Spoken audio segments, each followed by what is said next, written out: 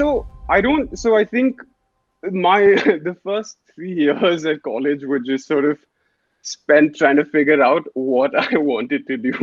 Uh, I mean, not three, but like the first 4 semesters, I had absolutely no idea. I was like, okay, engineering, no, okay, math, no, no, sorry, not even math. Sorry, it was engineering, physics, and then math. And I was like, no, math is way too hard, even though there's none of the tedious stuff. Um, so that entire journey took about what all of my second, or the entirety of my first 2 years, and then half of my third year. And then what the reason why I sort of moved into economics was um, I'd always had this interest in sort of technology, and I was a quizzer, so I ended up reading a lot. And there was no quizzing in Claremont. There is very strong quizzing culture in Delhi. It's also there at Ashoka, which I really enjoyed over the last 2 years. But there is no quizzing culture in Claremont or in the US per se. There is a little bit in the Bay Area, but that's all Indians who've come from your IITs and are now there.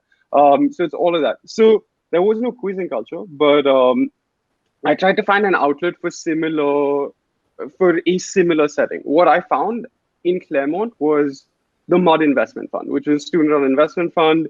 You meet, you discuss stocks, you say, oh, this stock has potential, this stock doesn't, this is undervalued, overvalued. And that sort of got me down this path, something that was complete coincidence, but it got me down this path where I was meeting people, thinking about, say, very tangentially thinking about topics in finance, and trying to think about what companies are worth, or like they were vaguely approaching financial econ. So that was in the back of my mind. I ended up taking a couple of econ electives.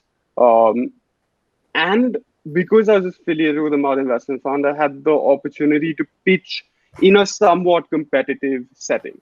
Um, and it just so happened that that pitch was sort of well received. So when you get positive feedback, you're sort of more likely to go down a certain path. So I was getting positive feedback in terms of pitches. So I was like, this corporate finance stuff seems interesting. This valuation stuff seems interesting.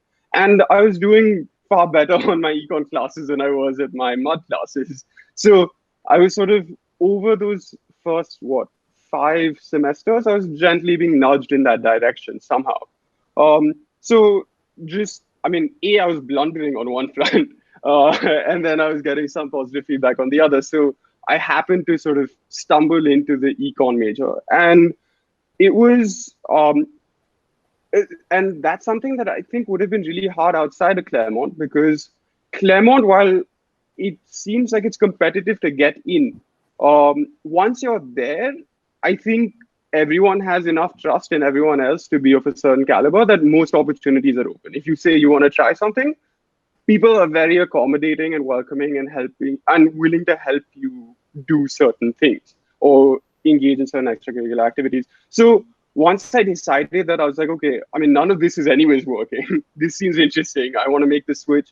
It was fairly straightforward. Like I could approach the chair of the econ department at CMC, get into conversations with him. He was like, yeah, I'll sign off on everything. Um, at Mudd, it was fairly straightforward to go from like a Mudd major to a Mudd minor. And even at Pomona, so I was taking a class at Pomona, and there's a really nice Pakistani professor who's been teaching at Pomona for a really long time. So there was anyways a little bit of a South Asian rapport that was there, because he and his family would host certain events. So I was also able to get in touch with him, and he was able to connect me with people at Pomona to better understand what the options are. So in terms of guidance, I was very lucky. I think I really lucked out on that. Wonderful. Yeah, I think sounds like a place where students are given that freedom to make those choices. So, of course, knowing you, I was always kind of interested to figure out why aren't you this Elon Musk already? Because over the summers I would visit, and your interest in doing internships and startups in the Bay Area. So, was it kind of continuation of your interest in business and in that investment club? And what did you do during the summers? So during the summers,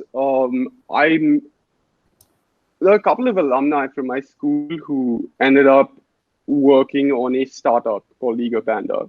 Um, it was fairly early stage, and because it was early stage, they had a vague notion of what they wanted. It was a consumer-facing product.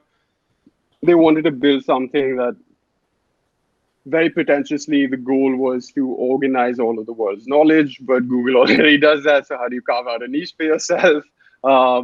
And they had a fuzzy notion of what they wanted to do, and they were heading down that path. And I think the reason I ended up interning over there was I just built up a personal rapport with these people. So that sort of helped me get a foot in the door. It was really small. It was 4 people. So I anyways had I had and continue to have an interest in sort of consumer technology, and they work in the space. So they were like, yeah, why don't you come down? And that's how I ended up getting an internship over there.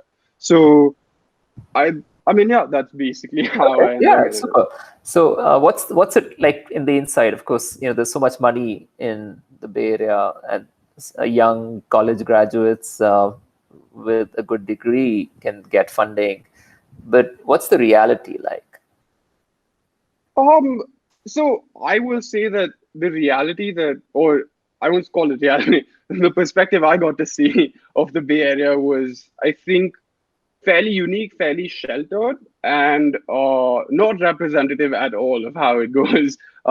Because these people, it was very their real goal was fuzzily defined, to put it mildly. And most of the work I was doing it didn't seem like work. It seemed like just go about your day. This is something I'm thinking about. Why don't you also try and figure out what your thoughts are on this, and let's circle back and discuss these things. So not representative at all. I don't think I'll ever have another job like that. They didn't pay me, but they took care of my living expenses, which is substantial in the Bay Area. But yeah, I don't know. I don't think you can take this as representative at all. Okay, no, that's fair enough. I think it makes sense. So yes, if you were to now look back and say, okay, you've come back to India. Also, you decided to do a few things, and one of them was to apply to a master's program at Ashoka. Yeah. And you've now completed it. It's been 2 years. Tell us a little bit about Ashoka and what you think of the Indian liberal arts college, sort of mushrooming of Indian liberal arts colleges. Compare it with the academics, not necessarily just undergrad, but in general, the vibe that you understood. And then what did you really study? What happened? Okay, so I think we already went through how I took a very non-linear path. And I only had 3 semesters to sort of wrap up my econ degree. So at the end of it, I was still very fascinated by the field, but I felt like I had rushed through those 3 semesters, and completing a major in 3 semesters, which people usually take 8 semesters to do, felt fairly rushed. So I wanted more time to immerse myself in the field. That was the primary motivation for going to Ashoka or seeking that option out once I got back. Academically, I think they're doing a fairly solid job in terms of delivering Western liberal arts style instruction. It's fairly inconsistent, as anything at the start could be. So there will be some professors who are really good and know how to sort of replicate that model really well because they themselves are steeped in the pedagogy. There are others who have been teaching at DU and ISI and DU, ISI, and what is the other place? BSc, maybe? That's DU. But yeah, okay. So people teaching at DU and ISI are coming, have been doing this for many, many years. They're coming into a fresh environment. So if they've been doing it for, say, 30 years, there's obviously a certain degree of inertia and habit that builds up. So they're not translating that experience entirely. But that being said, I think most people do a fairly good job. The master's program I found it pretty good on some fronts. In some cases, it seemed like the introductory classes seemed a little bit like micro macro 2, and you build up on that a little bit, but there was that. I think they could do a little more in terms of pushing people to do data work, and like go down into the trenches the way engineers go down into the trenches, the way physicists go down into the trenches in lab. They don't do enough of that with, say, econometrics or like numerical courses. I think they could do a little more of that, and I see hints of that in the US more than over here. But on the whole, I think they do a fairly decent job.